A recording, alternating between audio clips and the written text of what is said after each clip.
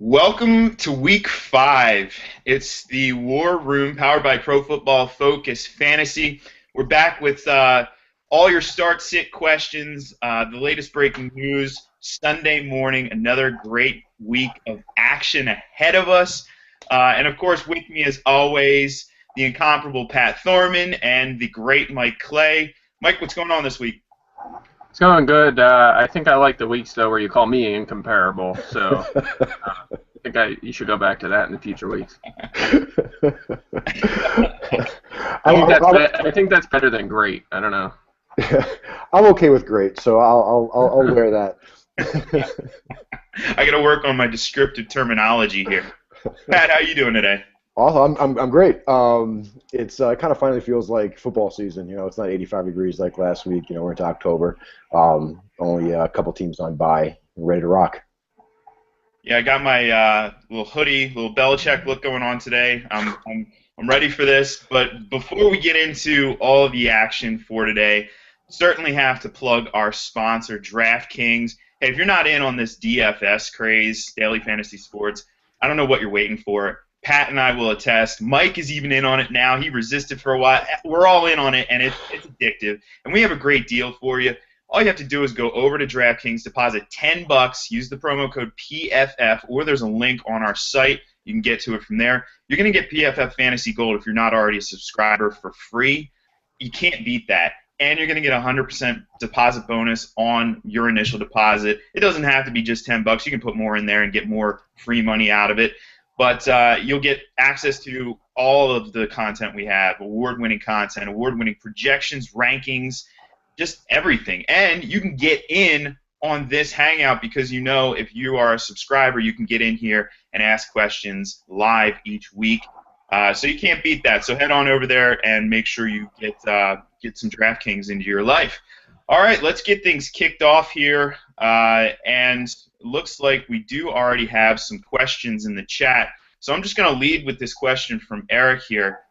He's asking, would you start Larry Donnell or Brandon Cooks at the flex? Donnell coming off a monster week, but you know he is certainly more of a catch and fall down tight end. Brandon Cooks in an intriguing matchup. Of course, we haven't really seen New Orleans fully click on all cylinders this year, but a home game, gotta like that against a division rival. Mike, who are you going with there? I'm actually thinking Donnell over Gronkowski this week. I mean, the Cincinnati Bengals defense is very, very good, and obviously they're going to be keying on Gronkowski. I mean, this is a New England offense that wants to feature Brandon LaFell in its offense. You know, they're not going to have to pay a terrible amount of attention. Plus, that offense is struggling. So Gronkowski very touchdown dependent. If he wasn't getting these touchdowns, we'd have serious concerns there. So I'm actually leaning Donnell over Gronkowski this week. So then it becomes basically Cooks against Gronk in the flex position, and I think it's very close. I'm actually leaning towards Gronk here because he has such a high touchdown upside, but it is close. Cooks is basically their number one wide receiver in terms of target volume so far, so it's a close call there. But I'm leaning towards Donnell and Gronk in those two spots. Pat, what are you thinking there? I am still going to hold the flag for Gronk over Donnell. I think they're playing Atlanta. That game can kind of get out of hand pretty quick. And Donnell's pretty touchdown dependent, like you said. He's kind of a catch and fall down guy. They spread the ball around a little bit. They used a little more of the run this week, whereas last week against Washington, it was tougher to run. So I would have Gronk at tight end, and then I'm going to take Cooks in with New Orleans being at home against a pretty rough defense of Tampa. So I think Donnell is I want to see if he does twice in a row. Keep him on your bench. Yeah, I'm a little concerned here. Atlanta has actually been pretty good against tight ends. Paul Warlow really seeming to come into his own as a coverage linebacker this year. I didn't think he had that in him, and certainly has looked a lot better. Now, losing William Moore, that does hurt because we possibly could have seen a little bit of more on Donnell as well. I want to see more out of Gronk. Gronk's really concerning me because, when you watch this guy, if you're going back watching these games, he really just looks like he's lumbering. He always looks so fluid for a big guy. He looks so fluid as a runner, and I don't know if it's like his body position looks off to me. He looks like he's hunched over a little bit too much. I don't know what's going on there, but I do like that the touchdown ability that you're going to see out of him continually, even if he is banged up. So I'm actually leaning Cooks and Gronk there as well. I'm going to side with Pat on that one. We got a dynasty question, 2 out of Eric, so let's knock this one out real quick. Who are you liking more in a long-term dynasty perspective? Are you liking Cam Newton or Blake Bortles? Mike, who do you got?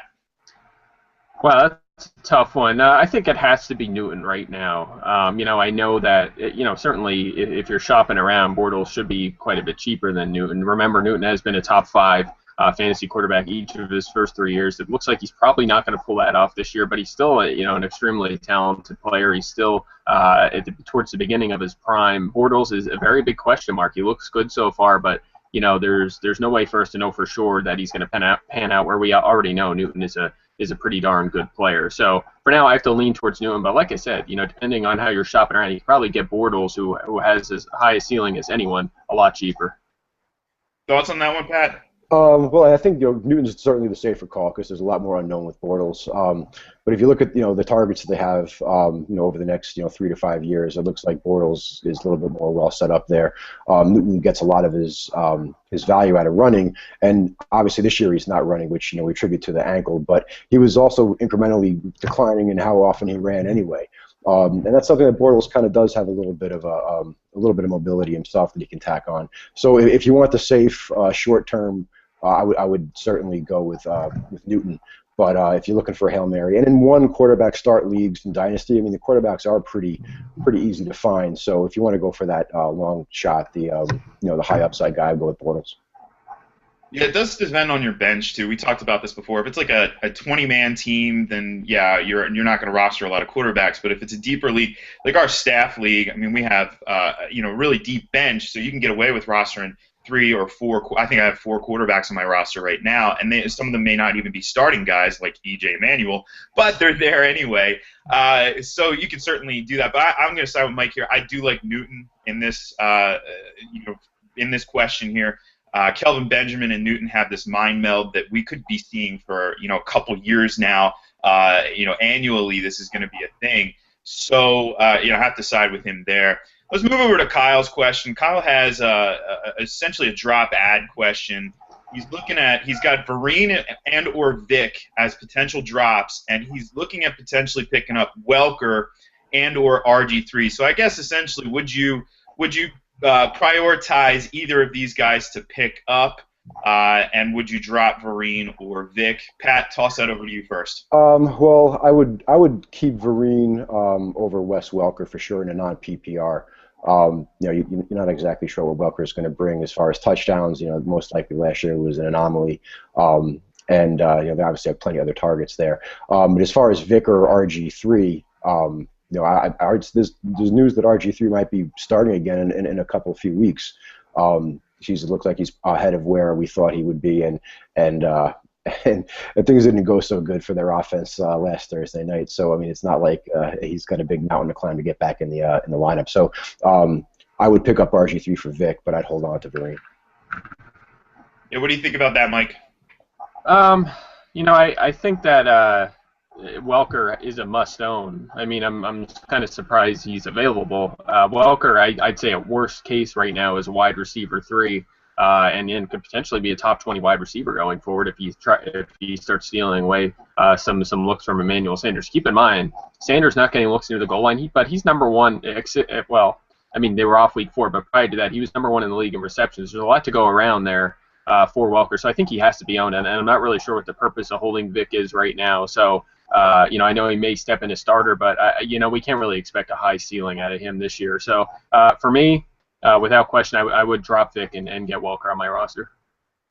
So you're going to leave RG3 out there. I know especially given the injury game, he was on pace for a really good game. Do you leave him hanging out there for one of your opponents? You try and find a way to get him on your roster.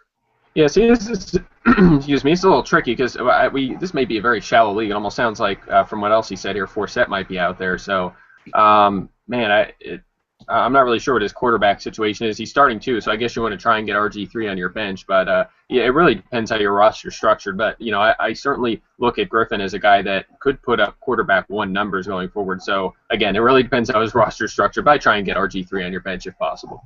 Absolutely. All right, we have a question now about Pierre Thomas. Chris says it looks like we're lower on him this week than maybe we have been previous, and is this more of a reaction to what we saw last week? Cadet getting some run. Cadet and Thomas actually pretty much equal almost in snaps. Thomas at 23, Cadet at 19.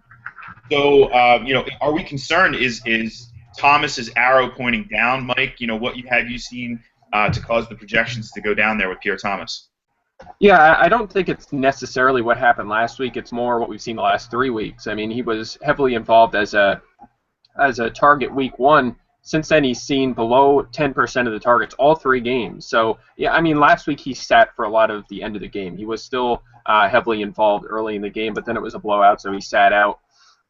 So that doesn't necessarily concern me, but it's just overall he's just not getting the volume we expected. So, I'm down on him. I think he's still going to be involved. They like to use the 3-headed monster. It's not a surprise that Cadet kind of filled in some of Ingram's snaps. I don't think anyone's overly shocked by that. But, I have to see him get that uptick of targets in that passing game going forward before I'm going to move him back up. Right now, there's just not a high ceiling there. Agreed. All right, now I got an IDP question I'm going to knock out quick for Jim here. This is a pretty straightforward one. He's in a big play league, and he's asking between Aqib Talib, Byron Maxwell, and Prince Amukamara. And actually in my column, I covered Byron Maxwell. In week 3, he had a huge week. We're not going to see that every week. It was the product of the matchup.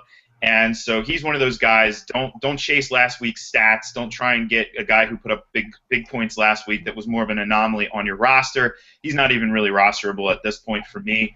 Talib more of a coverage corner, and yeah, maybe you have the potential for that interception, but his tackle floor is so low that if he doesn't get that interception, you could be sitting there with potentially a 1 or 2 point week, which isn't very good. And that leaves Amukamara. Amukamara is one of the top corners. You're going to want to have him starting pretty much every week. He's a matchup-proof type corner at this point. Puts up tons of tackles. I expect to see him a lot of action in this game. With Matt Ryan and that somewhat. Well, we were talking about this. Are we going to see the home Atlanta? We're not. We're going to see them on the road. So are we going to see that version that played against Cincinnati? Hopefully not. Hopefully there's going to be a little bit more offense there out of Atlanta. And that means a lot of action for Amukamara, so I'm going with him in that play. Now, another question from Chris regarding Jake Locker and Drew Stanton. Currently, based on the rankings, Mike and Nate Yankee are the only 2 who actually have Jake Locker ahead of Stanton. So Chris kind of wants a little bit of the thought process behind this.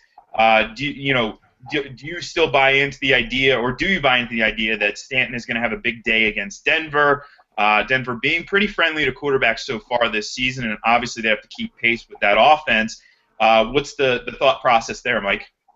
Yeah, I was, my initial projections right out of the gate really liked Drew Stanton this week, but as I started getting into the data from last week and adjusting for defensive metrics, cornerback matchups, that kind of stuff, it kind of dropped Stanton down. I mean, it's really tight. Basically, looking at projections, Phillip Rivers projected for around 17.5 points, is my number 7 quarterback, and Drew Stanton is right now, I have him 19th, projected for 15. So, it's really tight in that tier of quarterbacks there. So, Stanton, it could go either way with one passing touchdown. He could be a top 12 quarterback this week. I do have him among the league leaders in dropbacks this week, which isn't a surprise with Arizona probably going to trail Denver throughout today's game. So, with Locker, it's kind of a toss-up there. He has Cleveland. I think the Tennessee offense just has to get better from where they were. Locker, prior to the last 2 games, was doing pretty darn good going back through last season, and he does have quite a few top-notch weapons there. I think Hunter is a very good player, as everyone probably knows, and I think he'll get a turnaround. Kendall Wright, Delaney Walker, of course, Nate Washington even as a 4. And, the offense should only be better with Bishop Sankey taking on a bigger role. I think that's going to allow them to get in scoring position more often. So, I do think Locker bounces back a little bit today against Cleveland, but I think it's very close there with Drew Stanton. I think it's pretty much a toss-up. Yeah, and Pat, you know this because we've been sharing some of our trade secrets. Stanton is a guy I really like this week in DFS plays because he's so cheap pretty much across the industry. and there's a lot of opportunity there. And based on what Mike just said, I mean, the possibility for a top 12 guy being really one of the cheapest starting quarterbacks is almost a no-brainer start. But, Pat, did you want to share any of your thoughts on Locker and Stanton this week? Oh yeah, I mean, I agree that I think it's close. But the reason that I have Stanton ahead is just because I think there's just going to be more snaps, more opportunities in that game. Whereas against Cleveland's very run committed. I think you'll see Tennessee kind of run a little bit more. It's going to be a closer game, so that's going to be in play for both teams. You would think it'd be a closer game. So you're going to get Sankey more involved.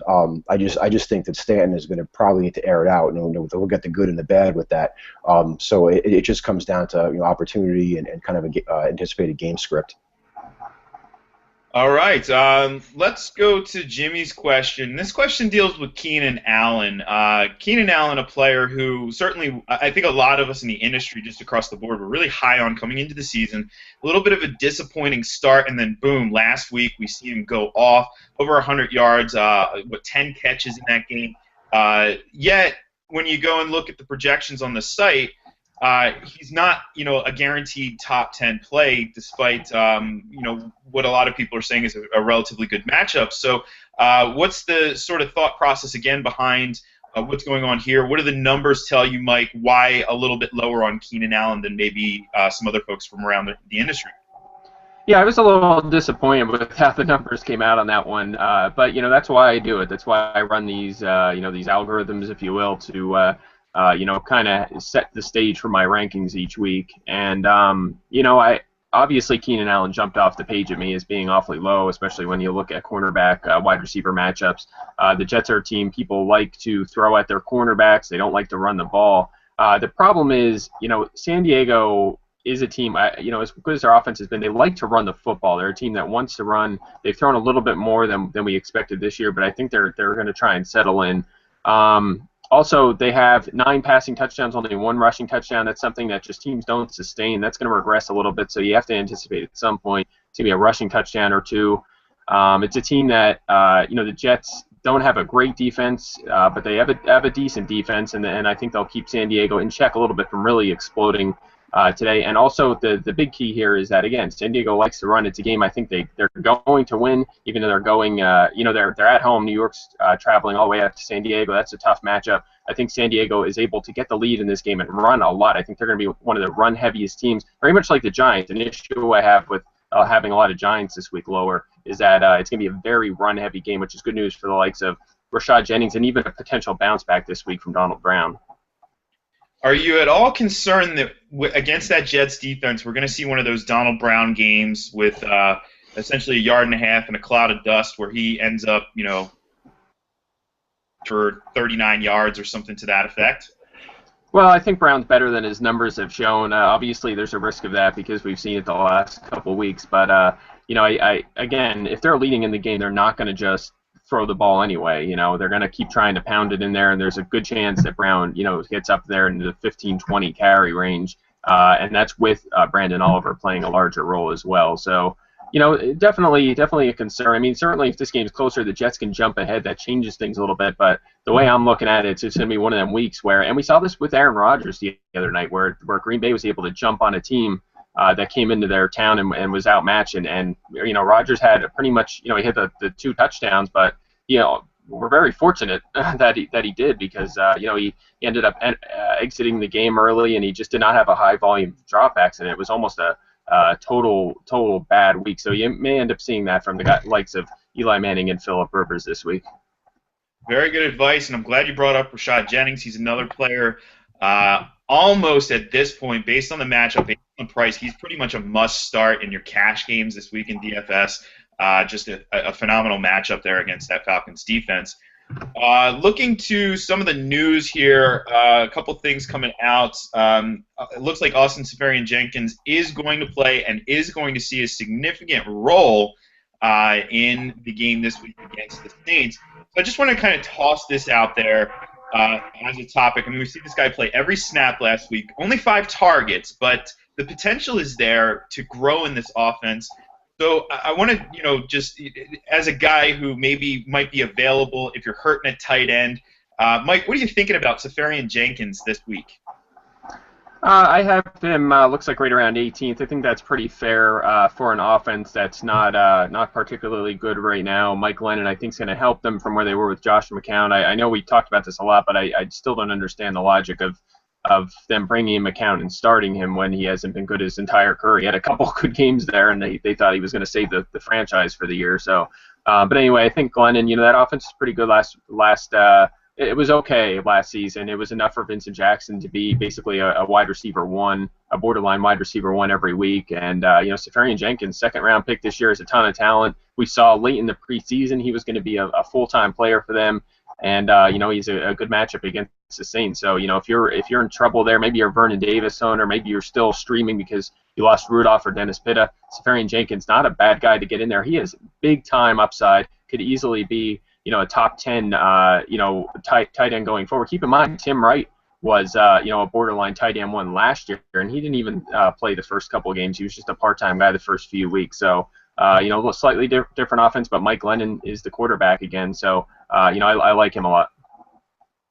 Very good. All right, another thing coming across the line here too. Looking over at the news feed I got, and Andre Johnson reportedly not bothered at all by the injury, so you have to like that. In pregame warmups looked fine, so you're going with Andre Johnson, starting him with confidence if he's in your lineups. And Jared Allen, remember last week he was out with that illness. He is going to be back this week.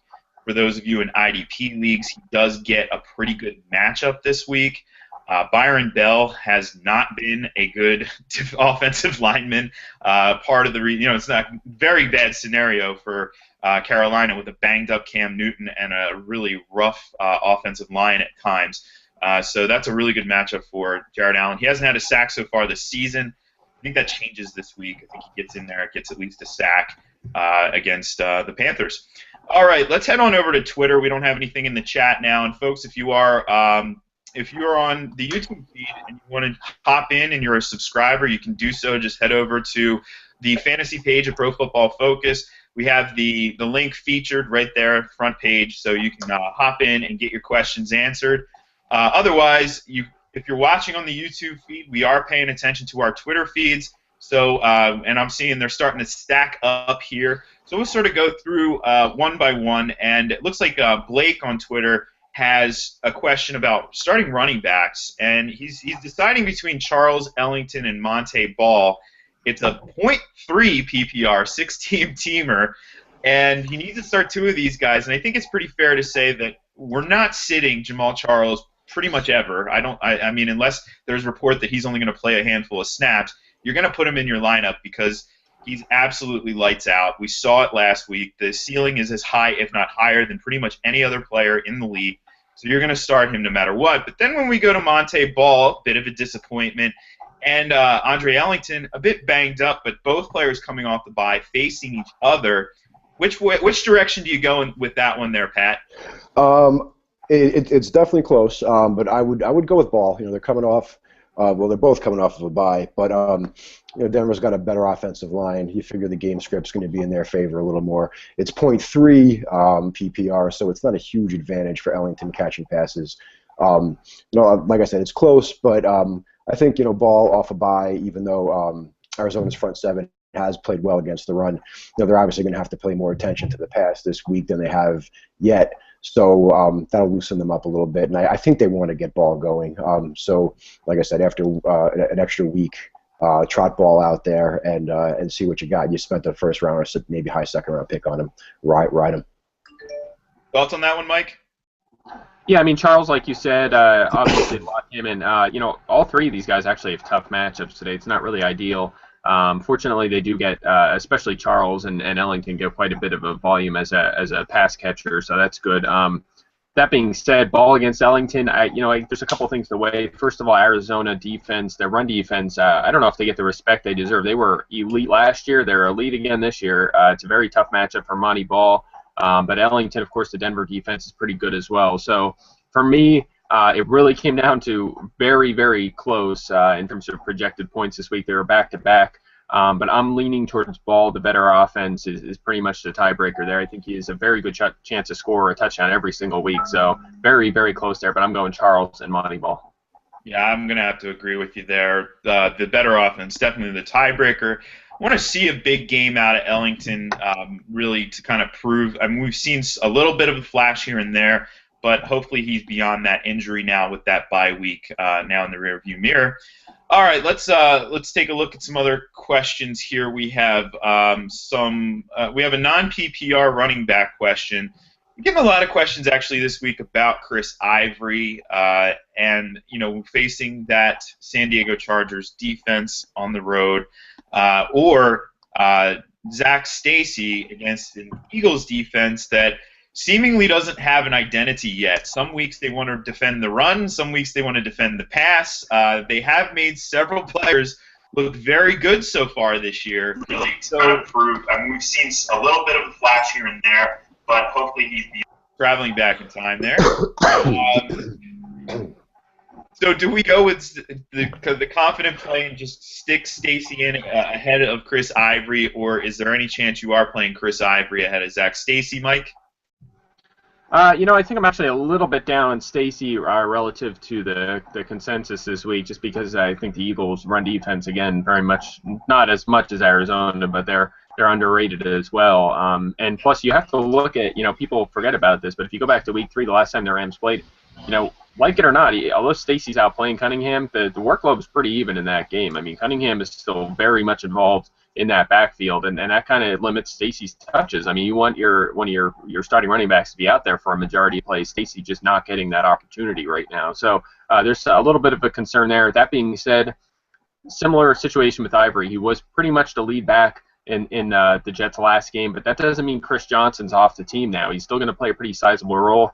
And if he comes out and has a decent run or two, he may actually lead the backfield in touches again. It would not be shocking. So for me, it's still Stacy, although there's definite concerns with both guys. Thoughts on that one there, Pat? I agree with that, and I agree that it's close. I really do like Chris Ivory. I like the matchup against San Diego's defense specifically, but San Diego limits offensive snaps for the other team. That's kind of what they've done now for going on over a year or so. Whereas Philadelphia produces offensive snaps from the other team. But Stacy's workload is a concern. Like Mike said, Cunningham.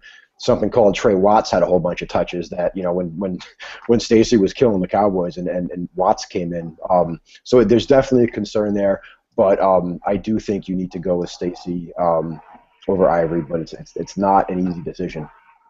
Yeah, I mean, look at this Eagles defense. Definitely agree that underrated. I certainly agree with that, but not having Michael Kendricks again, that's tough. That's really tough because really in the beginning of the season, yes, Fletcher Cox has been great, but I think Kendricks was really one of the better defenders on that unit, and missing him and sort of having to cobble together with a bunch of different players his snaps doesn't really bode that well. So I think I'm going to side with Stacy here as well and just roll with him. Looks like we do have a question in the chat from Jeffrey.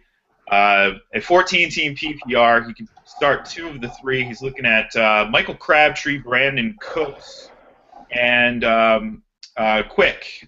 So who are you going there, Crabtree, Quick, or Cooks? Picking one? Picking 2. Picking 2. Okay, well, in that case, it's pretty easy. I'm going Cooks and Crabtree here. Both have decent matchups. I think they're both wide receiver 2 options. Quick is still, Eagles defense can be passed on, but I don't think we know enough about. You mentioned the Eagles' defensive identity before. I don't know if we know as much about the Rams' wide receiver identity right now. They are a 2 tight end heavy offense, and now they have Stedman Bailey back, and Tavon Austin was out last week when Bailey came back, so we don't really know how they're going to use those guys. Is Quick going to play every down still? Probably, but how many targets is he going to see? Lots of question marks there. So I'm staying away on the road there at Philadelphia. I think Cooks and Crabtree is a no-brainer in this one. Agree, Pat? I do agree. I mean, I like Quick as kind of a sneaky play, especially if he sees, a lot of Kerry Williams. But with, Crabtree and Cooks are rock solid. Yeah, if you're talking about sneaky plays, you want like the sort of the uber sneaky play here. Let me take it back to 2010, October 24th. A young Kenny Britt goes out and puts up 225 yards and 3 scores against the Philadelphia Eagles. Hopefully we don't see anything like that again, but what I will say is there are certain DFS sites where Brit is pretty darn cheap, so you might be able to, if you're trying, and this is a GPP play, this isn't a regular cash game play, but if you're trying to hit some upside, I don't know, maybe lightning strikes twice with Brit there against the Philadelphia Eagles. I'm still having nightmares about that game as an Eagles fan. But either way, yeah, I agree with that one. You're going Cooks. Love the matchup there for Cooks, and Crabtree certainly the best option there for you in that play. All right, heading back over to Twitter, and we have so many.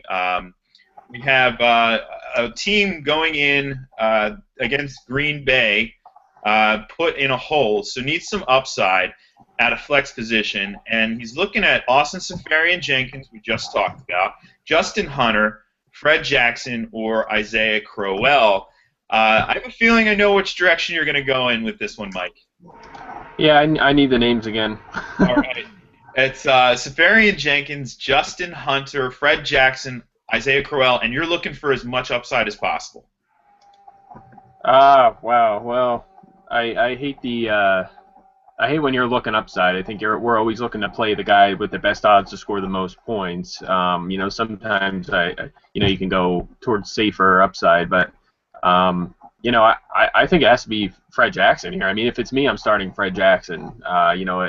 Detroit has a decent defense, but he's going to play a lot. He's a good player. He's going to get a high volume of targets. We've seen that this year. I think that's the direction I'd go. I mean, certainly Justin Hunter's role may expand, but he has just not been good enough. He's not worth putting in your lineup right now. And Seferian-Jenkins, he should play more with Evans there, but he's not 100%. If he tweaks something early in the game, he may sit a lot of the game. So for me, I'd be putting Jackson in there.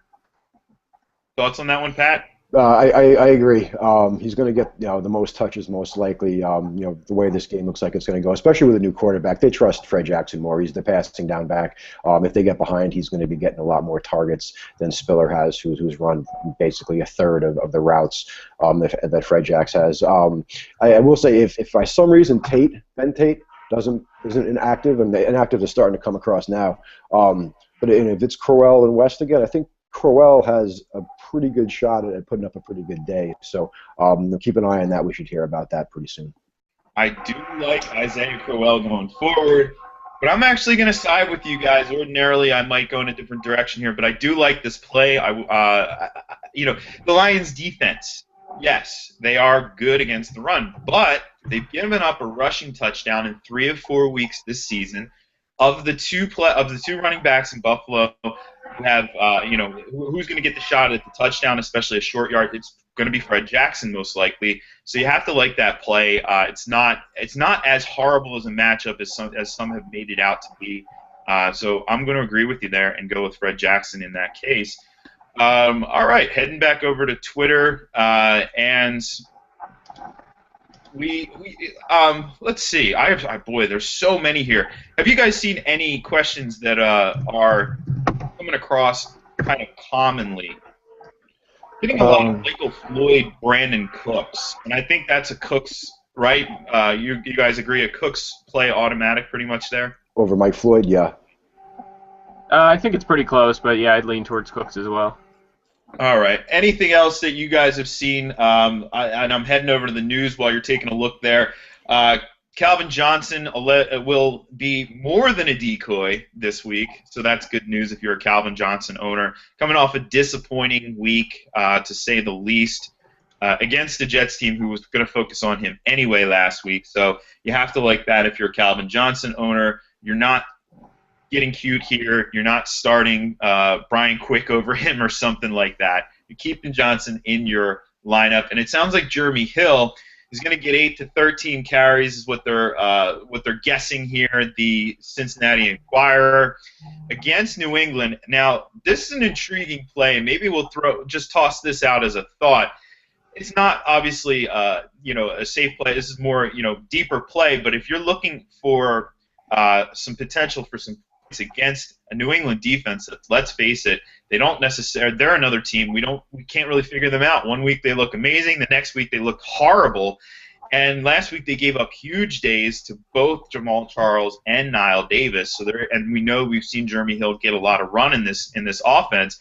So I mean, I guess generally speaking, what are your guys' thoughts about Jeremy Hill entering Week 5 here in New England, coming off the bye? I'm liking Jeremy Hill this week for a lot of the reasons that you said.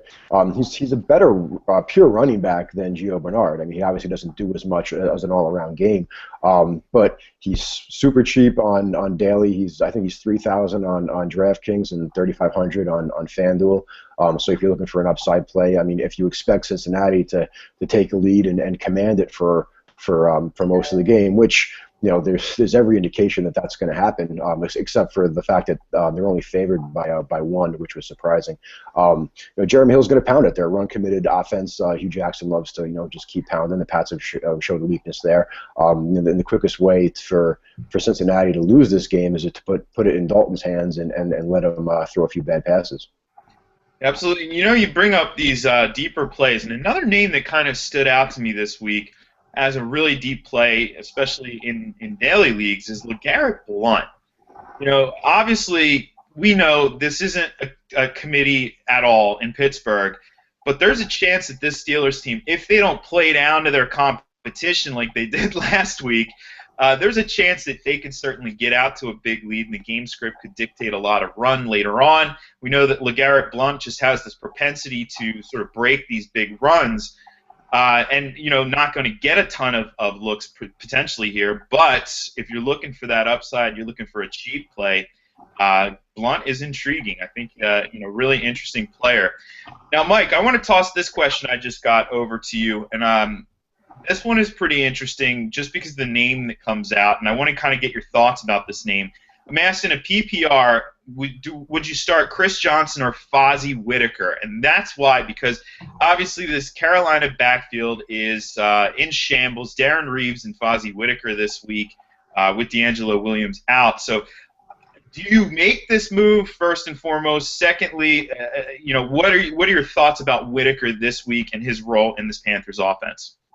Well, right out of the gate, I thought Whitaker was going to be a top 20 guy this week, as it looked like he was going to be the lead back in that backfield. Of course, that changed. Now you have Darren Reeves is going to take control there, I guess it's still a small possibility that Jonathan Stewart goes, although it seems unlikely. That leaves Whitaker kind of as the number 2 guy there, and Chris Ogbonnaya probably chips in a few snaps as well. So if it were an ideal scenario, you wouldn't use any of these guys because Reeves may get the start. He may struggle a little. Whitaker may come on, catch a pass for 22 yards, and end up just carrying the backfield the rest of the day. Or, Ogbonnaya could do the same thing, or Reeves could. You just don't know. So if it's me, I would stay away from this backfield. There's no question that in this case, I would go with Chris Johnson over a guy like Ogbonnaya. If it's Reeves, he probably leans a little closer towards, a more of a guaranteed workload. So I'd probably go with Reeves over Johnson, although it's very close there as well. But in the case of Whitaker, who's not the starter, I definitely would not start him over Chris Johnson.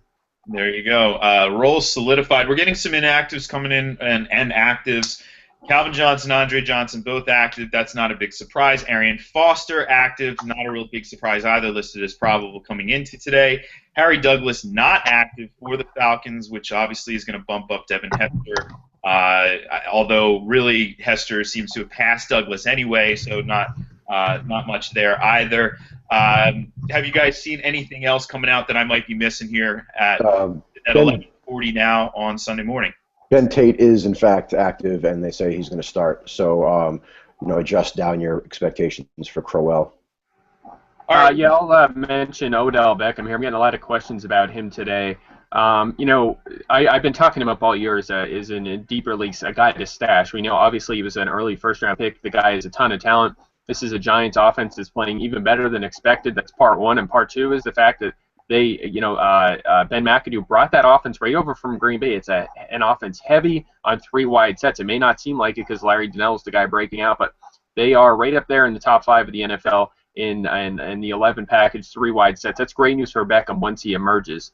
That being said, Preston Parker's probably going to lead, be number 3 among wide receivers in snaps today. That means Beckham probably a situational role till he gets up to speed. I saw an interesting comment on Twitter today. Beckham has never participated in a full practice for the Giants. So it's gonna take him a few weeks to get going. I still think he's very much worth a stash. He could easily just bust out any week now and be a full-time player, and he's probably the most talented wide receiver on that team. So again, don't start him this week, but Beckham's a guy to stash. Yeah, absolutely. Hopefully you ran out and got him this week. You don't want to wait. You don't want to wait until the news comes out, and then you're going to have to, either blow a lot more of your fab to get him, or you're going to miss out, right? So if he's still sitting around there and you have some room, find a way to stash this guy. And actually, I want to throw this because it's a kind of a very similar type question that I've been getting from folks in IDP leagues regarding Danny Trevathan. A very similar scenario. I've been saying for weeks, stash this guy, because we've seen huge production out of Nate Irving and Brandon Marshall for the Broncos, and Trevathan was an LB1 last year, so I have the utmost confidence that he's going to come back and start putting those numbers up. However, this week, he will be back in action, but we've pretty much gotten an indication from the beat writers he's not going to be playing a full complement of snaps. They're going to ease him in because, let's face it, the guy had a bone break, and he really hasn't had much activity, so he's not in game shape yet, and they don't want him to go out and possibly risk injury because of that. He's going to get into the flow of the game, keep an eye on him, yes, but don't start him this week.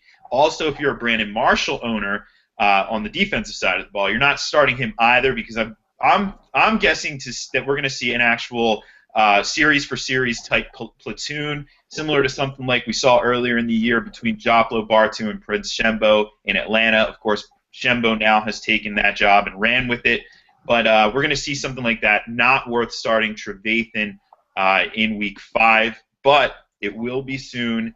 It's coming, so get ready. All right, tossing it back over to Twitter. And a couple team defense questions. So, hey, we got to give a little love to the team defense as well. See what your guys' thought is on this. And we have a Cleveland in a pretty good matchup, not as good as it once was with Locker now in there against Tennessee, or San Francisco against Kansas City. Who are you going with that one, Pat? Cleveland or San Fran? That's a tough one. I'm going to go with Cleveland. Tennessee's offense, certainly hasn't gotten it together. They have plenty of potential. They have a pretty good line. Although getting Michael Oher away from right tackle would probably help. And San Francisco is, shown to be tough, but it's not exactly a playmaking defense until they get Alden Smith back. And Navarre Bowman. So and Kansas City's probably going to remain pretty conservative. You can see Tennessee, opening it up a little more, opening up some opportunities for bigger plays. So it's close, but I'd take Cleveland over San Francisco. Thoughts on that one, Mike?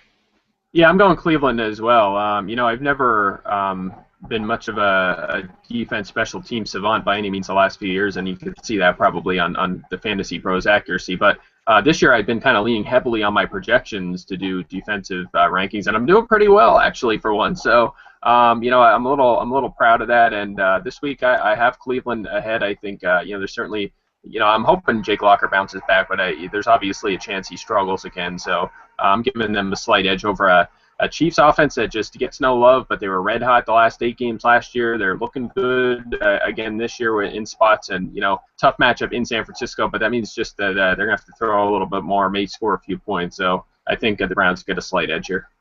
Yeah, I'm going to agree with you. We haven't seen Mike Pettine's unit really do it just yet, but let's face it, the guy coaches a pretty darn good defense, and we saw that last year in Buffalo. And, boy, he has Paul Kruger playing lights out. So I wouldn't be surprised if we see Kruger get in, be really disruptive on Locker this week, possibly force a turnover here or there, maybe some sacks. Who knows? But I do like the upside there of the Cleveland play. They're a play I did recommend this week, so you're going to want to get them in your lineup over San Francisco against Kansas City at home. We have Toby on Twitter.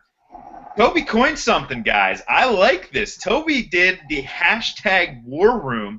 I think we're going to have to roll with this one going forward. So we're definitely getting to Toby's question here. He says he has to bench one of these wide receivers. He has Kelvin Benjamin, Victor Cruz, Roddy White, and Keenan Allen. So that's a pretty good fleet, nice stable of receivers.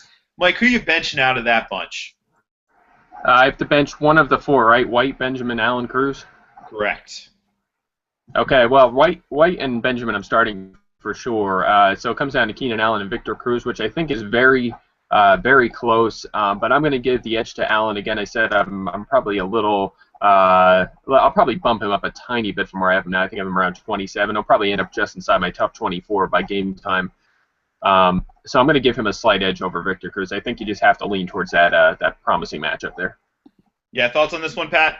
I agree. I mean, I like Cruz. I like Cruz in the first half, but you think the Giants are going to be up. You would imagine that they're going to be running a little more in the second half, and on the other side of the field, you imagine that Atlanta is going to be throwing more in the second half.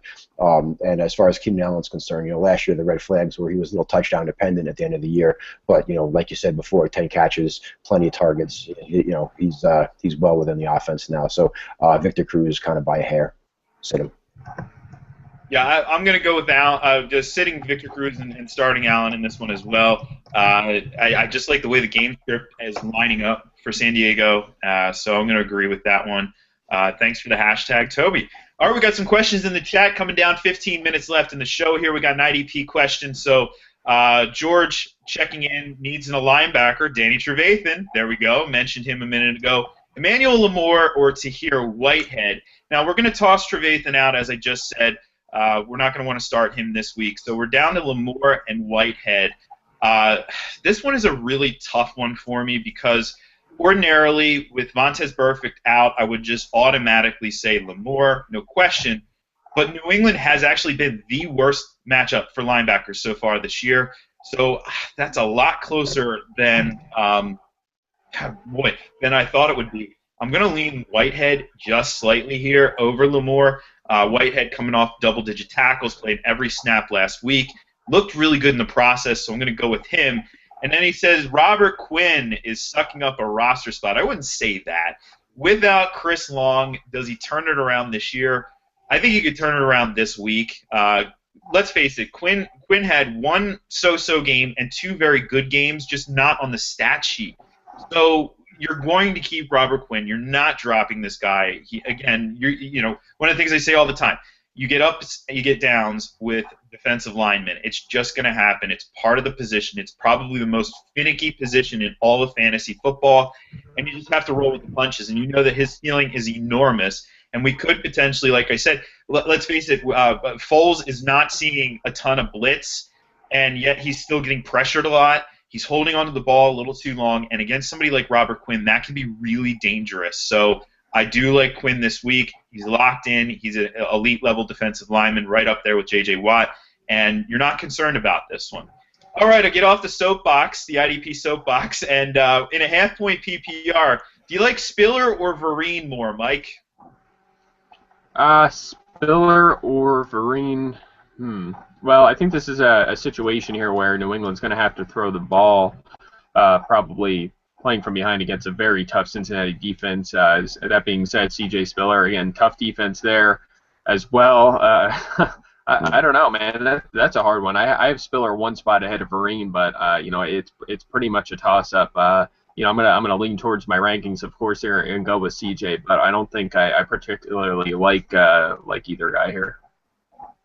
Pat, thoughts on that one, Spiller or Vereen, or possibly look elsewhere? Well, elsewhere sounds pretty good, but between the two of them, if they're both in split backfields, they both have tough matchups. I think Vereen's going to be more necessary to the game plan. Like you mentioned, Burfict's out. That helps a little bit, with him catching some passes in the short intermediate area. So I think Fred Jackson's going to take the lion's share of that split, in Detroit this week. So Vereen, but like Mike said, that's a tough one. Now, how about this? If you're going to look going forward, which one of these players would you rather? And obviously both seem to have a pretty similar profile so far this season from a fantasy standpoint. So if you only had room for one of these players going forward, are you keeping Spiller or are you keeping Vereen? I would want Spiller. I still think he has a higher ceiling. He is their lead back in terms of carrying the football. He's not getting the target volume. I kind of hoped a guy that is good in the open field would see. It's kind of surprising, but that's pretty much just where they like to use Fred Jackson. So, I think Spiller is still going to put up, I'm going to say mid-pack running back 2 numbers going forward in the standard leagues. down a little bit further in PPR leagues, and that's just the direction I think he could be going. If the New England offense really gets back to what they used to do, which seems unlikely at this point, and they're really dominant offense, it's a different story. You may want to go Vereen there, but right now it just doesn't look like that's going to happen. Yeah, I agree with that. I mean, the Pats, are in pretty big disarray right now. They have a couple tough defenses coming up in division, Jets and Bills, and like Mike said, Spiller has the higher upside. He's running between the tackles 60% of the time, which is a little bit high, but he's getting more work. So it'd be Spiller for me as well. All right, we actually have a Jermaine Gresham. I don't know if we've had a Jermaine Gresham question in a while here, and I think it's just kind of based on just the overall projections. This week, Mike, you have him projected as number 23 tight end with just over 4 targets, just under 3 catches for 28.7 yards, and it looks like a relatively low chance of scoring a touchdown based on the projections. So Chris is asking, why is he seems to be underrated? Basically, what about, why do you have the projections set as you do? And do you think that Marvin Jones eventually coming back will have anything to impact this? Well, I mean, first of all, it looks like Marvin Jones is probably not going to play this week, so that wouldn't make much of a difference for this week. Tyler Eifert has played 8 snaps this season, and this is the percentage of targets that Gresham's seen in the 3 games: 14% week 1, and then 13% week 2, and then you think, okay, maybe they start getting him involved week 3, 4%. He's just not involved in the offense, and that was with AJ Green beat up. That's with Marvin Jones out. They're just not using him as a receiver. So is it possible with New England struggling against tight ends that he comes out and has a big game? It's very possible, but do you really want to rely on somebody that's just not, that's seeing 1 out of every 10 targets from Dalton in the run-heaviest team in the league in a game that they should win and control the clock? I just don't see it. So with tight end just getting deeper and deeper and deeper in that second, third, fourth tier, I don't see a point in bothering with Gresham when there's guys with much better upside out there. Yeah, exactly. It's all about the upside, and Jones is doubtful. As soon as he comes back, he bangs up his ankle. He may be one of those types of players, unfortunately, because, boy, I love his ceiling, but he's got to get on the field to show that ceiling. Giles, one of our buddies who's been with the show even last season, has a question on Twitter for us. He's got Vernon Davis, and we're talking about these tight ends, so it's the perfect time to look at this particular question. He's got some tight ends on the waiver wire, though. Jordan Cameron, Jason Witten, Antonio Gates. Do you like any of these 3 over Vernon Davis this week, Mike? Well, again, Vernon Davis looks like he's probably not playing today. It seems like maybe there's a 5% chance he goes. So you definitely have to look at alternatives. It's kind of an interesting league. If Gates, Cameron, and Witten are there, it must be like an 8-teamer or something like that. I think that of those 4, and again, I've been very close, so it's kind of a toss-up.